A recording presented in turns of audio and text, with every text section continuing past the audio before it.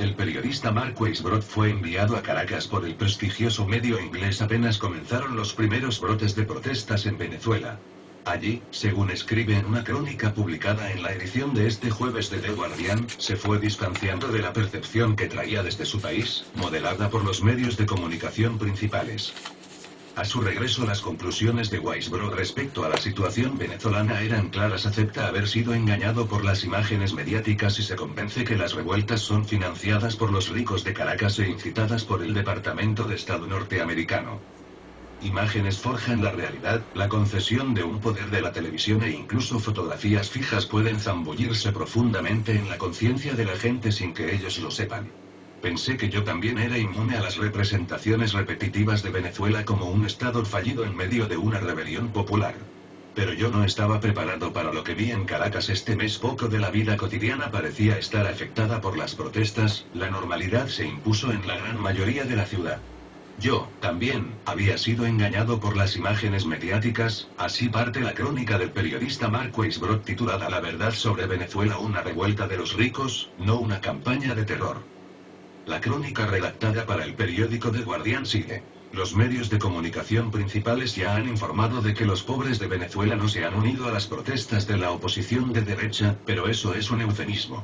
No se trata solo de los pobres que están en abstinencia. En Caracas casi todo el mundo, con excepción de unas pocas áreas ricas como Altamira, donde pequeños grupos de manifestantes participan en batallas nocturnas con las fuerzas de seguridad, tirando piedras y bombas incendiarias y corriendo por los gases lacrimógenos.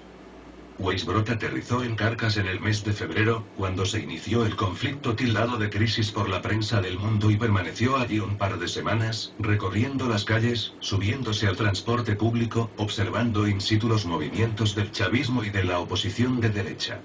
La naturaleza de clase alta lucha ha sido siempre cruda e ineludible, ahora más que nunca. Al pasar por la multitud que se presentó el 5 de marzo en las ceremonias para conmemorar el aniversario de la muerte de Chávez, era un mar de obreros venezolanos, decenas de miles de ellos. No había ropa cara o zapatos de $300. Qué contraste con las masas descontentas de los palos grandes, con jeeps Cherokee de $40.000 con el lema de momento SOS Venezuela, relata el periodista inglés. Luego indaga en el rol que le asigna a Estados Unidos en el asunto. La retórica campaña de terror de Kerry es igualmente divorciada de la realidad. Aquí está la verdad sobre los cargos de Kerry. Desde que comenzaron las protestas en Venezuela, parece que más personas han muerto a manos de los manifestantes que de las fuerzas de seguridad. De acuerdo con las muertes reportadas por CEPRE en el último mes, además de los que murieron por tratar de eliminar las barricadas, incluyendo un motociclista decapitado por un cable se extendía a través de la carretera, y 5 agentes de la Guardia Nacional han sido asesinados. Weisbrot también se explaya sobre la realidad económica en Venezuela. Quizás Kerry cree que la economía venezolana va a colapsar y que traerá a algunos de los no ricos venezolanos a las calles en contra del gobierno. Pero la situación económica se estabiliza en realidad. La inflación mensual se redujo en febrero, y el dólar en el mercado negro ha caído fuertemente. El gobierno está introduciendo un nuevo tipo de cambio basado en el mercado. Finalmente, el periodista de The Guardian lanza una sentencia luego de su estadía en Caracas. La oposición entonces probablemente perderá las elecciones parlamentarias, ya que han perdido todas las elecciones en los últimos 15 años.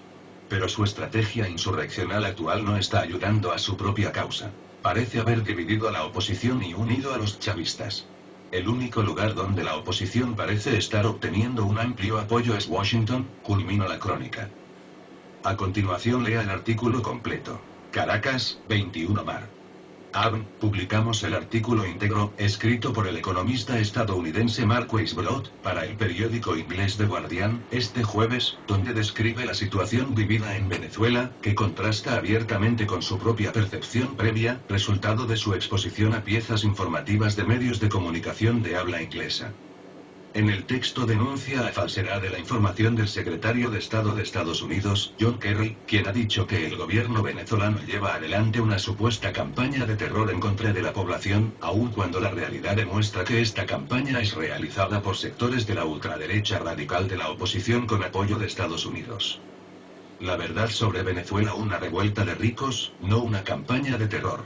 Las imágenes forjan la realidad, lo que da a la televisión, los vídeos y hasta a las fotografías un poder con el que pueden cavar profundo en la mente de las personas, incluso sin que ellas se den cuenta.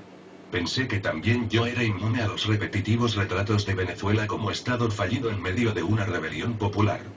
Pero no estaba preparado para lo que vi en Caracas este mes, que poco de la vida cotidiana parecía estar afectado por las protestas, la normalidad que reina en la gran mayoría de la ciudad. También yo había sido engañado por la imaginería mediática. Grandes medios han reportado que los pobres en Venezuela no se han unido a las protestas de la oposición de derecha, pero esto es un eufemismo, no es solamente que los pobres se abstienen. En Caracas, son casi todos excepto pocas áreas como Altamira, donde pequeños grupos de manifestantes se meten en batallas nocturnas con las fuerzas de seguridad, lanzan piedras y bombas incendiarias y corren del gas lacrimógeno. Caminando desde el barrio de clase trabajadora Sabana Grande hasta el centro de la ciudad, no hay señales de que Venezuela esté al borde de una crisis que requiera la intervención de la Organización de Estados Americanos OEA, a pesar de lo que John Kerry diga. El metro también trabajaba muy bien, aunque no pude bajarme en la estación Altamira, donde los rebeldes habían puesto su base de operaciones hasta que lo sacaron esta semana. Logré ver las barricadas por primera vez en Los Palos Grandes, área de clase alta donde los manifestantes sí tienen apoyo popular y los vecinos gritarán a cualquiera que trate de remover las barricadas. Algo arriesgado de intentar, al menos 4 personas aparentemente han sido asesinadas a tiros por hacerlo. Pero incluso aquí en las barricadas, la vida era bastante normal, excepto por algún tráfico fuerte. El fin de semana, Parque del Este estaba lleno de familias y corredores sudando en un calor de 32 grados. Antes de Chávez, había que pagar para entrar y los habitantes, según me dijeron, estaban decepcionados porque a los menos acomodados se les permitía entrar de gratis. Los restaurantes siguen llenos en la noche.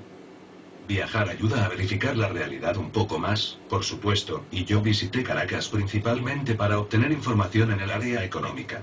Pero vine escéptico respecto al cuento, reportado a diario en los medios, de que el desabastecimiento de productos básicos era la razón para las protestas.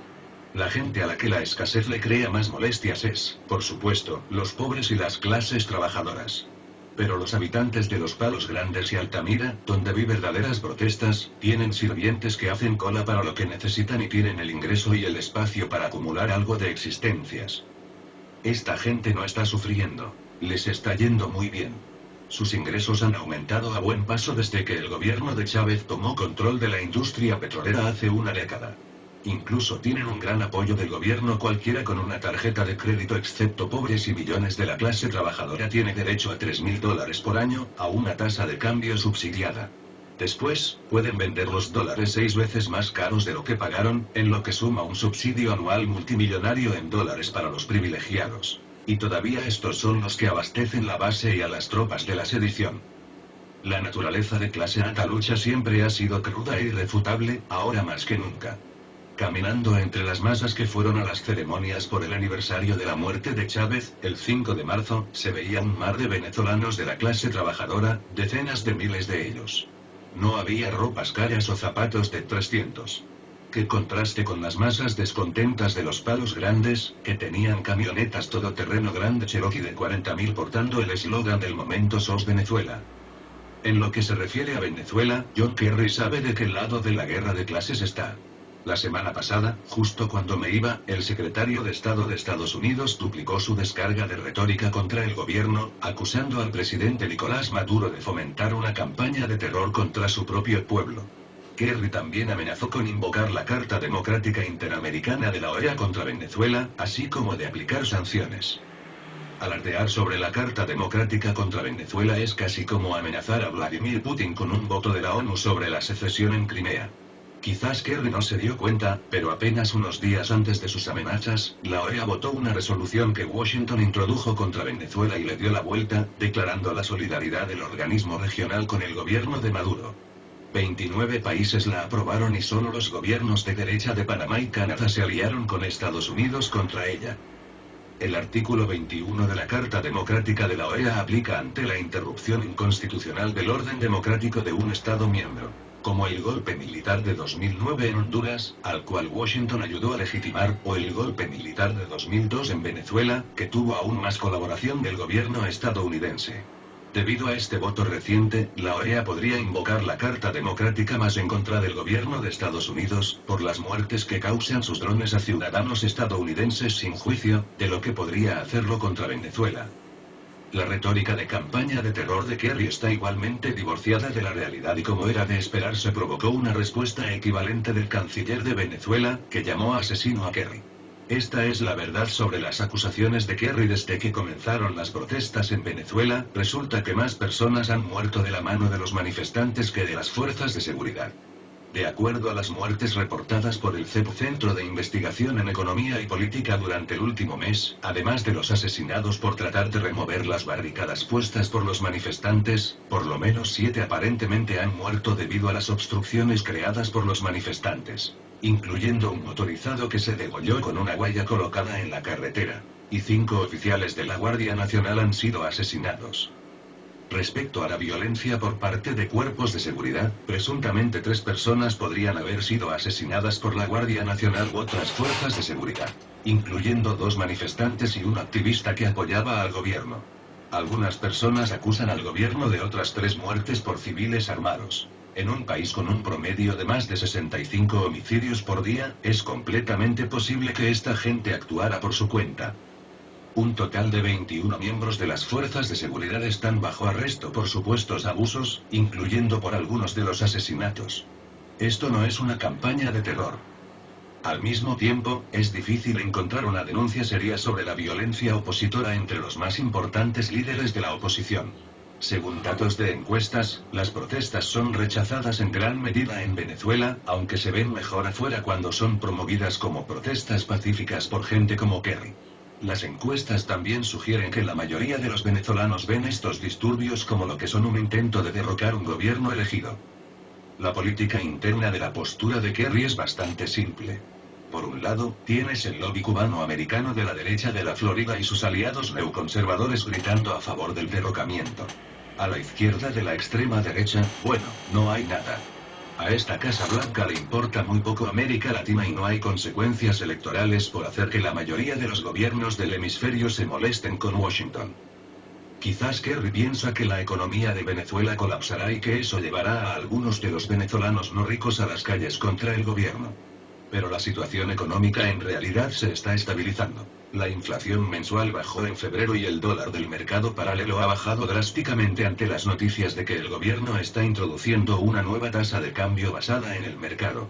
Los bonos soberanos de Venezuela tuvieron un rendimiento de 11,5% desde el 11 de febrero, el día que comenzaron las protestas, al 13 de marzo, el más alto rendimiento según el índice de bonos de mercados emergentes de Bloomberg. La escasez probablemente bajará en las próximas semanas y meses. Por supuesto, esto es exactamente el principal problema de la oposición. La próxima elección será dentro de 1 año y medio y para esa fecha, la escasez económica y la inflación que han aumentado tanto en los últimos 15 meses se habrán aliviado. En este sentido, la oposición posiblemente perderá las elecciones legislativas, así como ha perdido cada elección en los últimos 15 años. Pero su actual estrategia insurreccional no está ayudando a su propia causa. Parece que han dividido a la oposición y unido a los chavistas. El único lugar donde la oposición parece estar ganando amplio apoyo es en Washington.